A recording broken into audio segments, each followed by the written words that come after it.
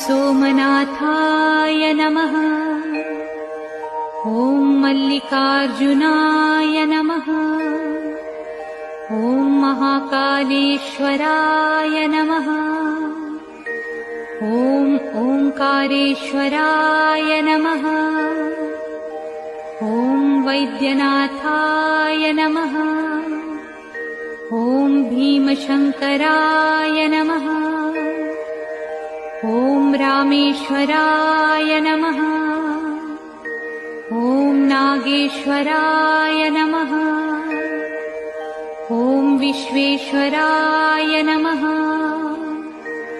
ॐ त्र्यंबकेश्वराय नमः। ॐ केदारेश्वराय नमः।